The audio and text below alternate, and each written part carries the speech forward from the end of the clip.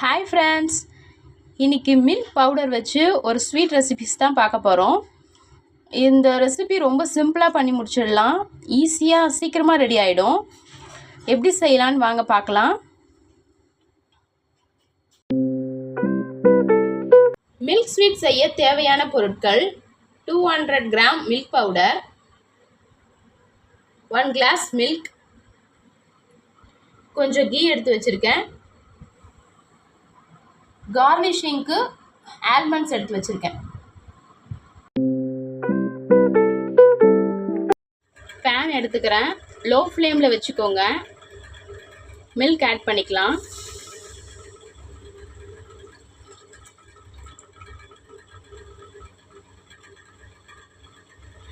Milk நல்லா கொஞ்சம் வெந்து வரட்டும்.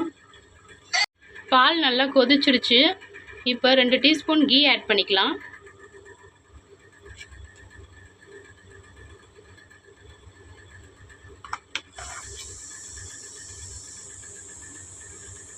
நல்லா மிக்ஸ் பண்ணிக்கலாம்.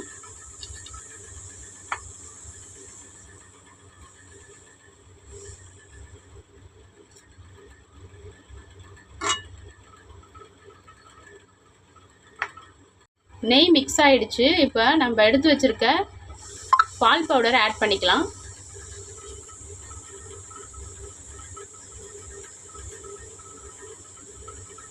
நல்லா மிக்ஸ் பண்ணிக்கோங்க.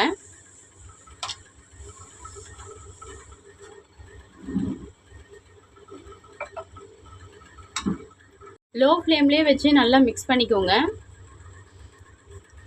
இந்த தண்ணியாக இருக்கிறதெல்லாம் அப்படியே கெட்டியாக மாறும். நம்ம ஸ்வீட் நல்லா கெட்டியாகி ரெடியாக இருக்குது.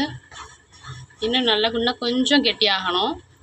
இந்த ஸ்டேஜில் நம்ம 1 டீஸ்பூன் சுகர் ஆட் பண்ணிக்கலாம்.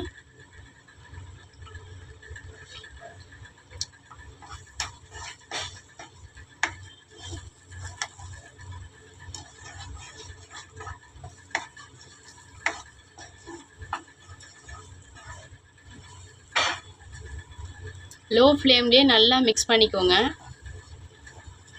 அடி பிடிச்சிரும், அதுக்காக தான். இன்னும் 1 டீஸ்பூன் கீ ஆட் பண்ணிக்கிறேன். நல்லா மிக்ஸ் பண்ணிக்கோங்க. இன்னும் கொஞ்சம் நேரத்தில் ரெடி ஆகிடும் நம்ம ஸ்வீட்டு. வாசனைக்காக ஏலக்காய் ஆட் பண்ணிக்கிறேன். 2 போதும். நல்லா மிக்ஸ் பண்ணிக்கோங்க. இந்த மாதிரி நல்லா சுருண்டு பாத்திரத்தில் ஒட்டாமல் வரணும். இதுதான் கரெக்ட் ஸ்டேஜு. இந்த ஸ்டேஜில் ஸ்டவ் ஆஃப் பண்ணிக்கோங்க. பாத்திரத்தில் கீ தடவி வச்சுருக்கேன். அந்த பாத்திரத்தில் அப்படியே ஷிஃப்ட் பண்ணிவிட்டு லெவலாக பண்ணிக்கோங்க. அவ்வளோதான் ஃப்ரெண்ட்ஸ், நம்ம சிம்பிளாக பால் பவுடர் வச்சு ஒரு பால்கோவா ரெசிபி தான் பண்ணியிருக்கோம். இது ரொம்ப டேஸ்ட்டாக இருக்கும். உங்கள் கிட்ஸ்லாம் விரும்பி சாப்பிடுவாங்க.